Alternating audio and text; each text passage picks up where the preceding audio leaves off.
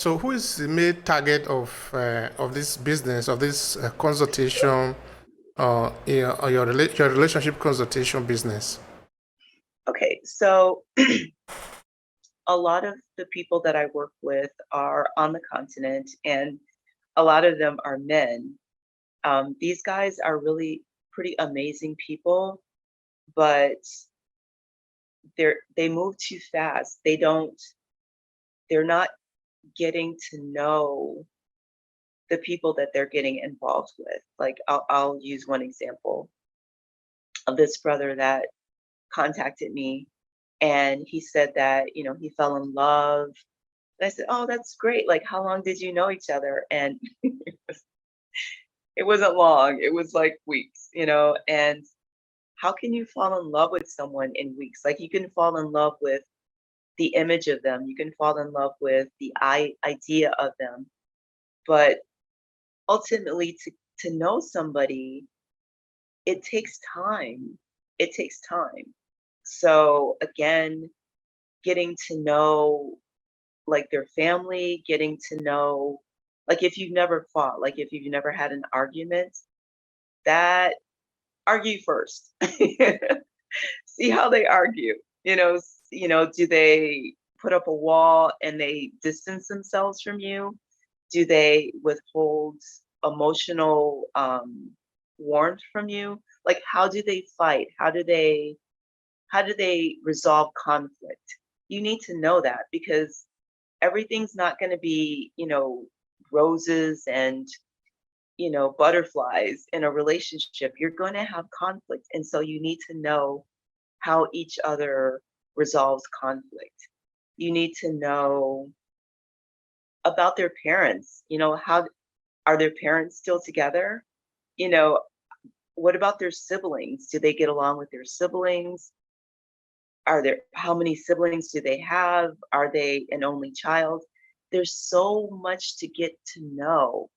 And if you're saying that that you fell in love with someone, but do you know that person? Like, do you know their favorite color? Do you know their favorite food? Do they want to stay in El Cabulan? Do they want to go to another country?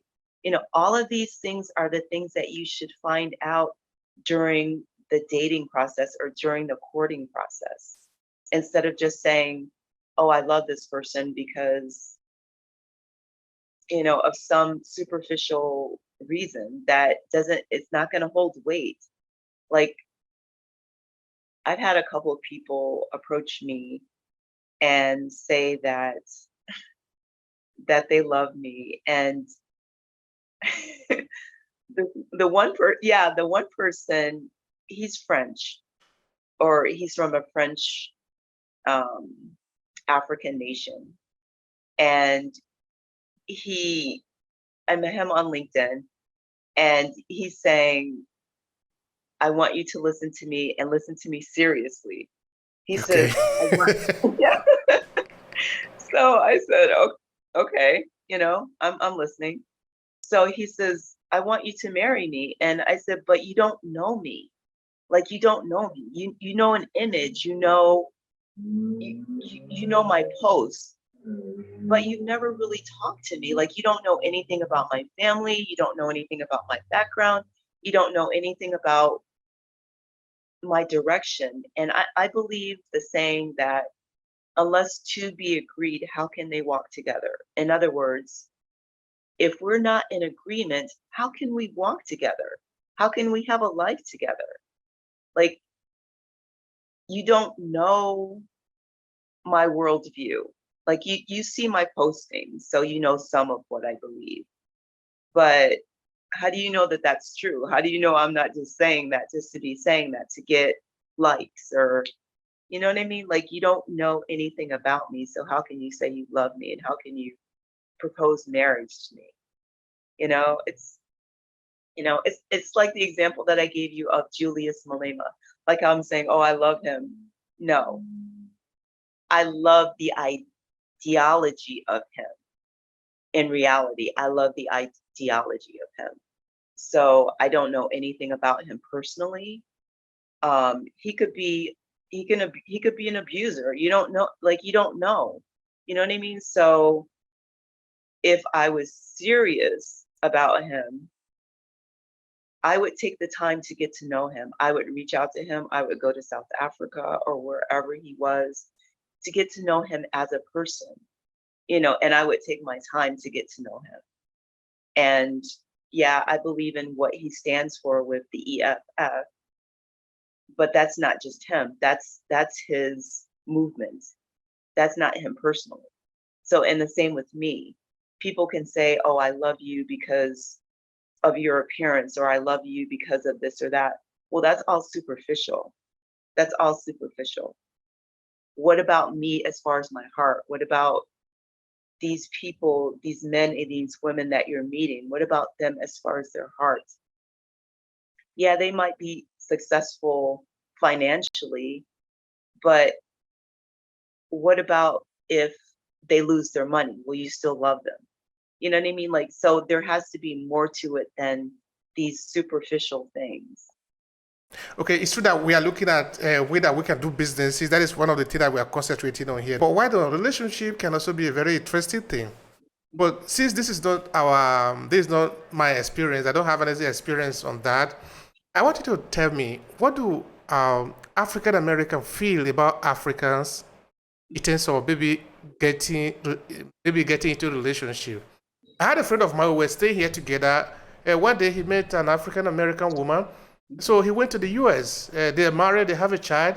So it's not something that is strange completely. But you tell me, what do African American, maybe women in this case, feel about African men that they might like to get in contact with? So they believe that African men are very charming, because you're very charming, handsome, hardworking, but there is a imbalance as far as wages.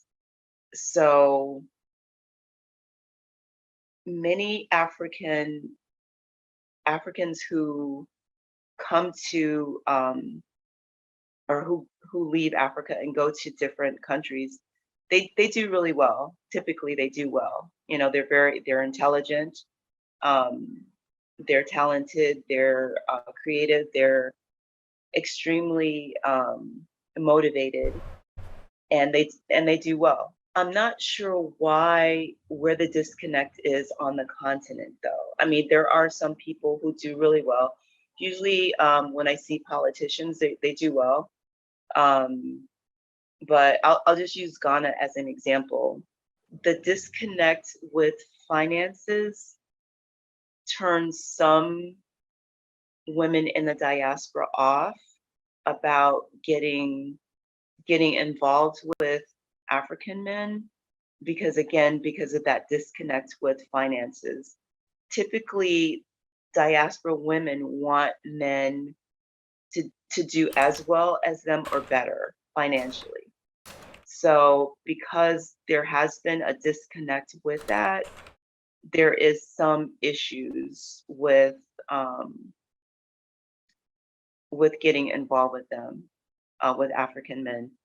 But there are some women that don't care. There are some that don't care, because of the way that African men treat them. They treat them quite well. So it depends on the woman. It depends on the woman, but typically there's that disconnect because of finances. And even though the dollar goes further in the continent, in most countries, there's that disconnect with what Africans make as far as a wage, and what the type of lifestyle that the diaspora is used to. So, and again, I'll use Ghana as an example, because when I was there, and I wrote, this in my assessment, my final assessment of my travels there, was that Ghana has a lot of potential. It really does. But the infrastructure is really lacking in a lot of areas. I mean, around the governmental buildings, the infrastructure is beautiful. The roads are nice.